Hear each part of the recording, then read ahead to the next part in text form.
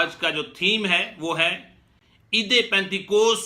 عید Pentecost کا پیغام کیا ہے؟ وہ ہے ایمان لاؤ اور توبہ کرو. اعمال کی کتاب اور اس کا 2 باب اور اس کی آیت مبارکہ 38. مقدس پطرس رسول نے ان سے کہا کہ توبہ کرو اور تم میں سے ہر ایک اپنے گناہوں کی معافی کے لیے یسوع المسیح کے نام پر بپتسمہ لے تو تم روح القدس انعام میں پاؤ گے.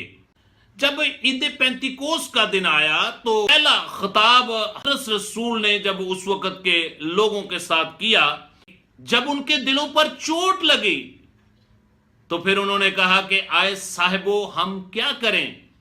تو پھر مقدس پطرس رسول نے ان سے کہا ایمان لاؤ اور توبہ کرو. اور عید پینتیکوس کا یہ پیغام آج بھی ہر فرد بشر کے لیے ہے. مقدس مرکز رسول کی معرفت لکھی گئی انجیل مقدس اور اس کا 16 باب اور اس کی آیت مبارکہ 17 اور 18. ایمان لانے والوں کے درمیان یہ معجزے ہوں گے. نمبر 1، نئی زبانیں بولیں گے.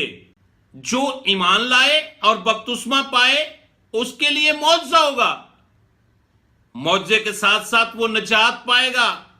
اور جو ایمان لانے والوں کے درمیان پھر اور معجزات ہوں گے. روح القدس انعام میں پائیں گے. خطرناک جان لیوا کیڑے سانپوں کو وہ اٹھا لیں گے. پھر اگر کوئی ہلاک کرنے والی چیز پی لیں گے تو کچھ نہیں ہوگا. وہ بیماروں پر ہاتھ رکھیں گے تو وہ اچھے ہو جائیں گے. میرے عزیزو، اگر کوئی خداوند یسوع المسیح پر ایمان لائے اور پھر بپتسمہ لے تو پھر روح القدس وہ انعام میں پاتا ہے اور پھر اس کی زندگی سے معجزات جاری ہو جاتے ہیں.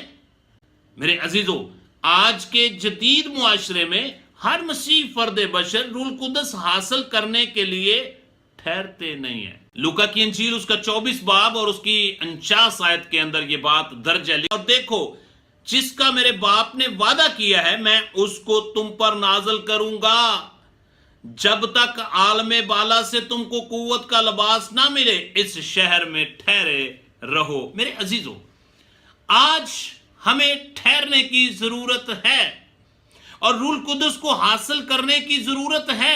اعمال کی کتاب اور اس کا 1 باب اور اس کی آیت مبارکہ 14. یہ سب کے سب چند عورتوں اور یسوع مسیح کی ماں مریم اور اس کے بھائیوں کے ساتھ ایک دل ہو کر دعا کرنے میں مشغول رہے. آئیں ہم بھی اسی طرح خدا سے روح القدس مانگیں جو عید پینتیکوس کا ہمارے لیے پیغام ہے. جس طرح یسوع مسیح نے اپنے شاگردوں کو مانگنا سکھایا.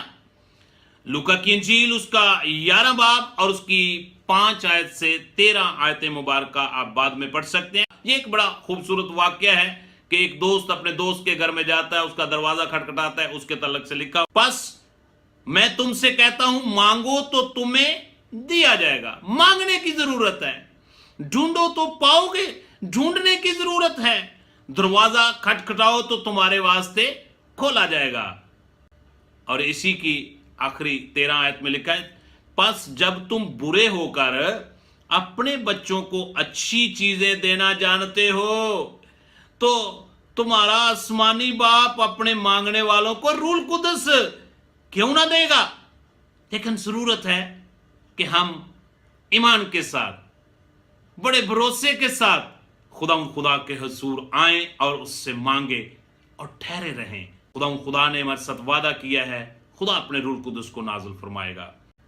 میں آپ کی توجہ اس بات کی طرف دلانا چاہتا ہوں، یسوع المسیح نے ہمارے ساتھ وعدہ کیا ہے مانگو تو تم کو دیا جائے گا.